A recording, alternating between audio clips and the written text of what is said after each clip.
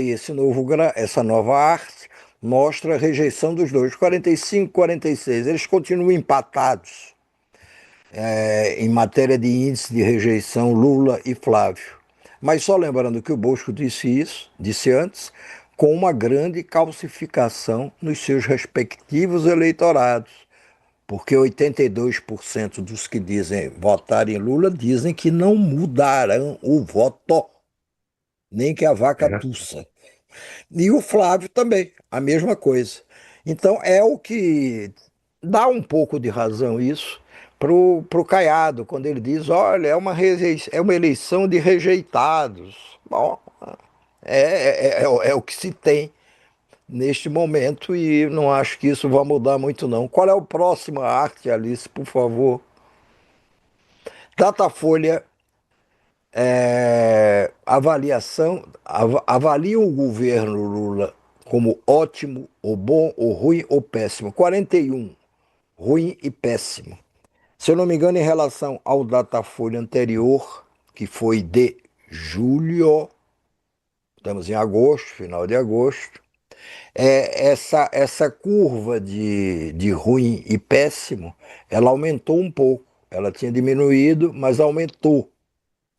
O ótimo ou bom mais ou menos permaneceu como era e o 25% de regular, se houve alguma mexida em relação à pesquisa anterior, foi uma mexida pequena. Então, isso é um sinal também que o Lula deve entender como merecedor da sua atenção, porque, claro, ele esperava chegar gradativamente aonde chegou até agora, mas com uma avaliação que fosse mais positiva. é, E não é aparentemente o que está acontecendo. agora, Claro, não. talvez isso, Noblar, explique essa convergência de interesses, né, cada um por seu, e responderam pela reaproximação, pela Claro. reconciliação do Lula com o Alcolumbre. Por quê? Porque Davi o governo. Alcolumbre, presidente do Senado, né? Isso, Ah, porque o aham. Lula tinha feito uma série de medidas que estavam distribuídas no tempo para acontecerem dentro de um ritmo. E foi lá a redução do imposto de renda, para quem está na faixa dos 5 mil, foi o programa de redução das dívidas, desenrola, né? E a última pesquisa da Quest mostrou que esses programas, esses dois que eu mencionei, esgotaram os seus efeitos, né? E aí é que entraria o 6 por um, A jornada de 6 jornada por de 1 do trabalho, trabalho, né? né? E tem um segundo, também estava parado lá na mão do Alcolumbre, Era a e PEC das blusinhas, não? Não, da não, é segurança. um outro. É a PEC da segurança, a 6 PEC da por um. segurança, É. tem E razão. agora o Alcolumbre pôs para andar isso, né? Porque são fatores que influem diretamente na questão de aprovação de governo. Você vê que, enquanto estavam durando os efeitos do imposto de renda menor, a isenção e a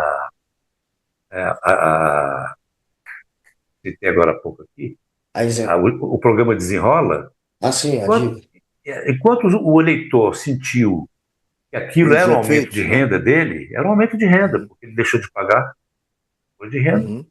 e teve dívidas negociadas por baixo. Então ele sentiu que a renda dele aumentou. Essa explicação foi dada pela Quest. Mas isso na linha do tempo, é um momento que isso vai Já passou, acabando. né?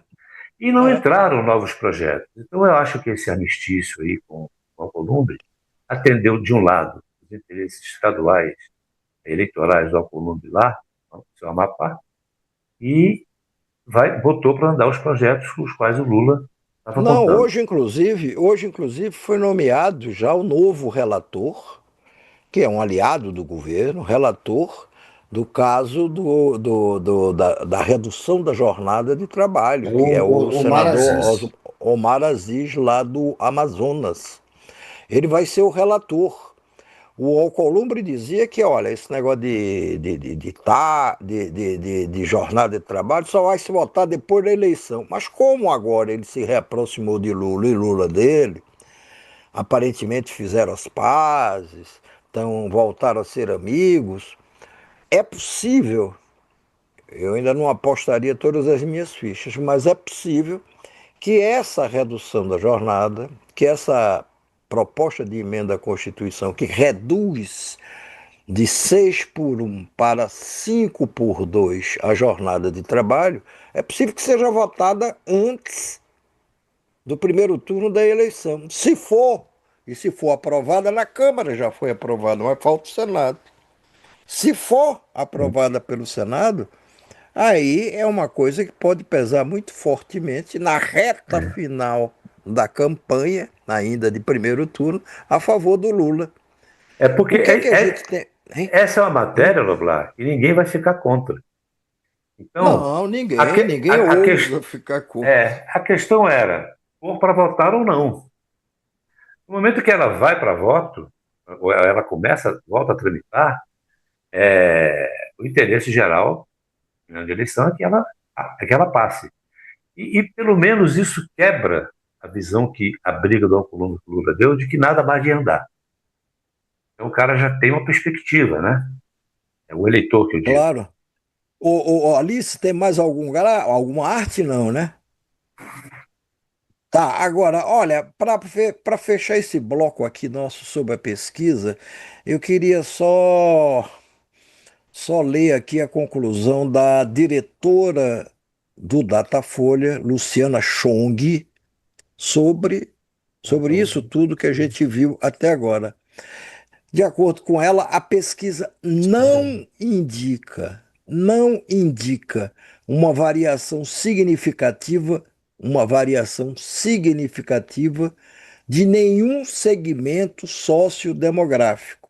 Segundo ela, a redução da diferença entre Lula e Flávio Bolsonaro na simulação do primeiro turno, a redução foi, se eu não me engano, de 1 ponto percentual, não é isso, É, Mosco?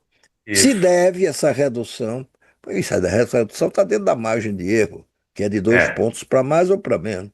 Ela diz que isso se deve a uma oscilação. Você ainda não pode falar em tendência, em uma oscilação entre os eleitores chamados de não aliados, não alinhados, independentes do lulismo e do bolsonarismo.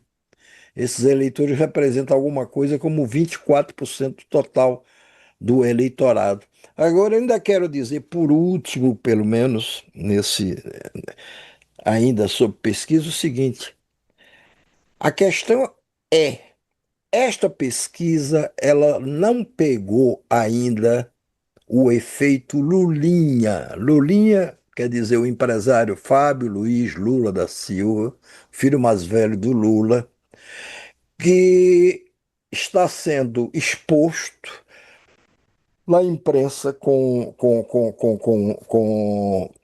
com uma frequência diária de denúncias de não sei o quê, por envolvimento, ou suposto envolvimento, com uma lobista que tentava fazer negócios milionários com o governo. eu acho que já pega, não, É, Noblar? não, não, não, não, não, não. Eu Pelo menos conversei uma com. parte. Não, porque isso vem pingando, mas essas denúncias mais, vamos dizer, mais Mas mais concretas, olha recente. aí, mais recente, é coisa dessa semana. É, É coisa dessa semana, ou do meio da semana para cá, ou das últimas é. 48 horas, quando a revista Veja saiu com a sua reportagem de capa, dizendo que transcrevendo inclusive diálogos do Lulinha com a lobista Roberta o quê? Luxing, Roberto Luxinger. Luxing. É. Então, agora começaram a sair coisas desse tipo. Agora, é curioso que até agora, mesmo com revelações de diálogos e de tudo, não fica demonstrado até agora que nenhum dos negócios que a Roberta tentou fazer, se valendo do prestígio do Flávio, pelo fato de ser filho do Fábio, pelo fato do Fábio ser filho do presidente, nenhum dos negócios foi fechado. Não se tem nenhuma notícia, nenhum dos negócios se consumou. E nem Ou dinheiro na conta seja, do Lulinha. hein? E nem Nem, pagamento para o nem, Lulinha por serviços prestados. Então, nem pagamento ao Lulinha por serviço prestado. Até agora não apareceu isso. Até agora. Mas isso poderá ou não aparecer, aí eu não sei. O que eu sei é que a Procuradoria-Geral da República, ontem, a Procuradoria é quem cabe fazer denúncias que são remetidas para o Supremo Tribunal Federal. Pediu para que esse caso saísse do Supremo e fosse para a primeira instância da Justiça, uma vez que não envolve ninguém com direito ao foro privilegiado, ou seja, com direito a só ser julgado e investigado pelo Supremo Tribunal Federal. Esse pedido foi encaminhado ontem. A Procuradoria-Geral da República diz que nenhum, nenhum, nenhuma venda, nenhuma tentativa de venda ao governo de projetos ou de quê se consumou. Nenhuma, até agora nenhuma. Mas não importa como esse caso vai continuar se mantendo à base de vazamentos frequentes, a não ser que amanhã, por obra graça do Espírito Santo, sejam interrompidos esses vazamentos. Isso cria, de toda forma, é, um clima de notícias negativas para o governo, diárias. E as pessoas não ligam muito para o conteúdo, é para o volume. O eleitor mais comum, ele liga, mas vem cá, só tem notícia aí sobre esse Lulinha agora. Quer dizer, esse Lulinha realmente, ele foi além dos chinelos dele, fez o que não deveria. As pessoas não avaliam pelo conteúdo das matérias, mas pelo volume das notícias. E esse volume está sendo massacrante nos últimos 48 dias. Vai continuar? Não sei. Vai depender de novos vazamentos ou não. E aí, um clima de notícias negativas sempre afeta, sempre afeta, sempre claro, afeta. É isso que a gente vai ter que prestar atenção. ele vai Podíamos. formando, ele vai formando uma memória coletiva É, muito, muito frágil, porque é a sensação, não, a sensação de que esse menino aí só faz besteira, está metido em rolo. É isso que fica, né? Com é isso que fica, é isso que essa fica. técnica do cansaço, né? Pois Agora, é, o e que é aí importante é que eu acho que esse pedido do PGR, ele já é também, na minha avaliação, é possível que uma, ele já se dê em função de oferecer, começar a criar um desconforto para o ministro André Mendonça, porque esse desconforto já está dentro do STF em relação a isso, porque ele é na gestão dele que ele tentou estabelecer esse conflito com a Polícia Federal, porque ele quer todas as investigações em tempo real e estado bruto no gabinete dele. É uma interferência pesada e direta. Segundo, quer ser informado de qualquer remanejamento de delegados ou de agentes que estejam na investigação. E a gente sabe que quem tem esse poder e essa prerrogativa sobre a Polícia Federal para agir quando perceber algo errado é o Ministério Público, não é o juiz. Porque se for o juiz, ele está repetindo a Lava Jato. Né? Então, claro. tudo isso está muito estranho, porque eu confesso a você que no primeiro momento eu achei que isso não era bem assim, não era possível que o André Mendonça fizesse.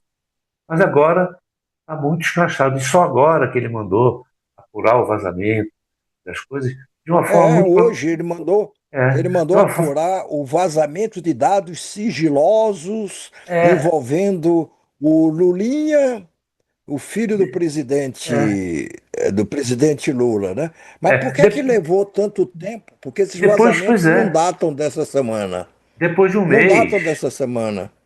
é quase um mês. Então, o que acontece? Ele toma essa atitude depois dessa ação da PGR. Quer dizer, Mas ele não vai abrir mão de continuar não, conduzindo. não Ele não vai vai. mandar isso para a primeira instância, de Mas jeito isso, nenhum. mas isso já obrigou ele a ter que cobrar os vazamentos. Né? Então, assim, Uhum. é uma situação que a PGR entrou para mim com esse propósito. E vamos ver, porque parece que o mais inacreditável é que isso está acontecendo de um lado e de outro a coisa parou.